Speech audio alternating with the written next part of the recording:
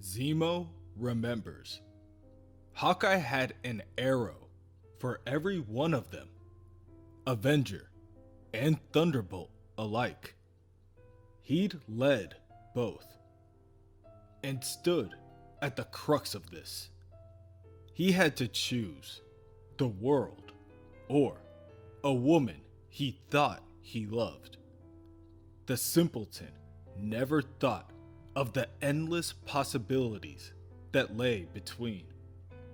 With one shot, Clint Barton destroyed everything Helmut Zemo worked for, as well as the only woman Zemo had ever respected.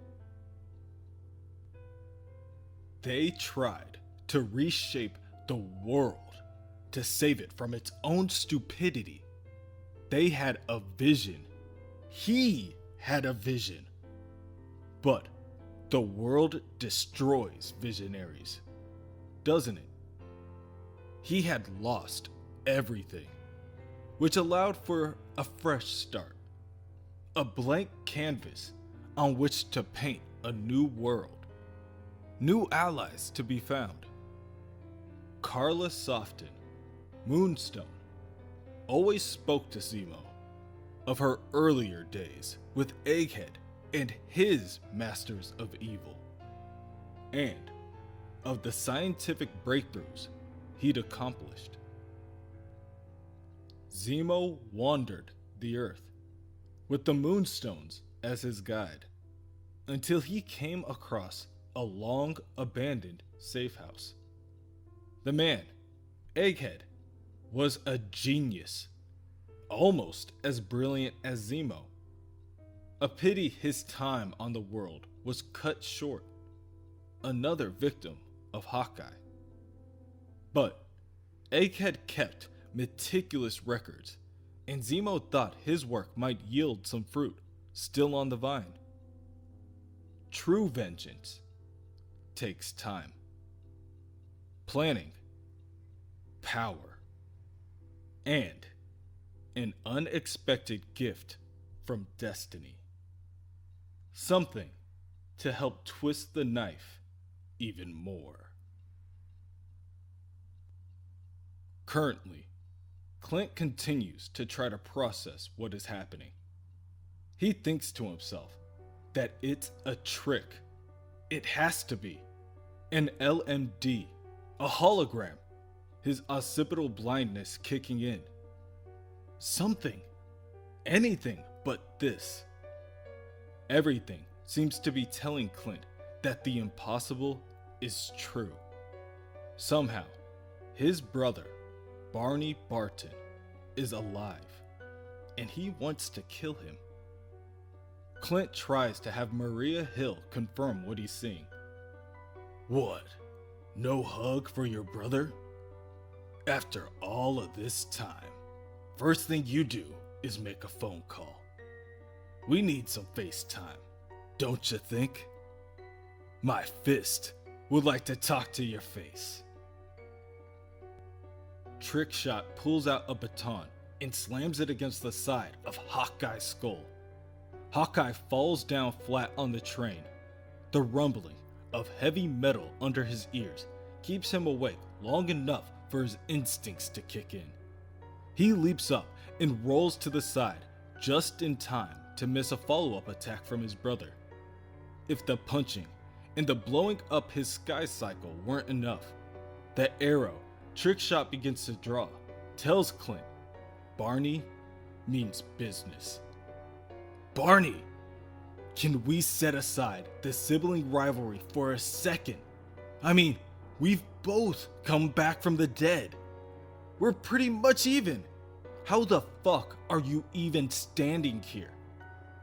Long story, and none of it thanks to you, little brother. Arrows were my thing. I thought yours were guns. Coming back from the dead isn't the only new trick you've learned. Trickshot fires the arrow, and in mid-air, it transforms into bolas that split before wrapping around Hawkeye's legs, trapping him and causing him to fall back down. You have no idea. Shoshone made you who you are today, Hawkeye. And you turned your back on him. I took everything he had to offer. And you killed him, Hawkeye exclaims. I look at it more like trading up. Trickshot reborn. Ain't life funny that way? Barney slowly approaches Clint, and the hero is left defenseless against the next attack. A point-blank punch that knocks him out cold. Hours later, Hawkeye awakens, tied up, and laying near some trash. His occipital blindness was exacerbated by the blow he took to the head in the fight with his brother. He should probably stop getting punched in the head. At the moment, all he can make out is the faint outline of an elephant floating in the air. In an attempt to end all of this, Clint calls to reason with his brother. Can you come out and talk about it? I'm sure we both have a lot of questions. At that moment, Hawkeye feels the rope binding him yank upward, pulling him into the air against his will. The salty smell of seawater fills his nostrils, and at once, Hawkeye knows he's at Coney Island. The rope pulls him all the way up to the seat of a roller coaster, stopped at the precipice of the highest drop, fastened together shoddily by a pair of metal bars. At the end of the drop, the roller coaster track is broken apart, creating a jump to the death. Hawkeye is dropped into the seat, and his added weight breaks the blockade, and the roller coaster cart begins to careen downward. The rope binding together Hawkeye's arms is fastened with a remote-controlled miniature bomb. It detonates, singeing Hawkeye's wrists, but frees him just in time for him to jump to safety. Trickshot sees this and shoots another pair of arrows at him, but Hawkeye dodges the attack, only to roll into another trap, a carnival shooting game set up with real revolvers, which are now pointed at Hawkeye. Barney, can you stop trying to kill me for 1 second? I told you, it's Trickshot now. Show some respect for the dead. You show some respect for the living. Drop the bow and we'll talk this out over a dog at Nathan's, okay? You saved us from Egghead, and then we had a funeral. There was a burial and everything. A letter from the CIA said you'd just been undercover. You were exonerated. You died a hero, just like you'd been all along. Hate to tell you, but you was played. My own brother, a mooch. All of it? Just a lie. You, what, faked your death? Nah, and there's the thing of it all. The one time I stick my neck out, try to be like my do-gooder baby-faced brother, I end up dead because of it. Or, close enough. But how? Egghead. I should have thrown my lot in with him in the first place. At least he had the common decency to check if I was really dead. Apparently, there was just enough life kicking around to stick me in a tube and let me heal up. But then, you went and cocked it all up again. You went and killed him, leaving me stuck in a weird-ass healing tube, alone, forgotten. I tried the hero gig, and look where it got me. Face it, you and me, we're opposite sides of the same coin, and that's how I like it. Trickshot shoots all the bearings holding the Ferris wheel in place with explosive arrows, destroying them and causing the wheel to roll down the boardwalk in Hawkeye's direction. It crushes everything in its path. Trickshot is out of the reach at the moment, but Hawkeye has bigger problems, which means he needs bigger solutions. Clint was saving pulling out Goliath for an emergency, but he would have to say this qualifies. He pulls out a hidden vial of PIM particles and opens it up. At once, Clint grows to over 50 feet. The boardwalk now cracks under his massive weight. However, even at this size, Hawkeye struggles to stop the Ferris wheel.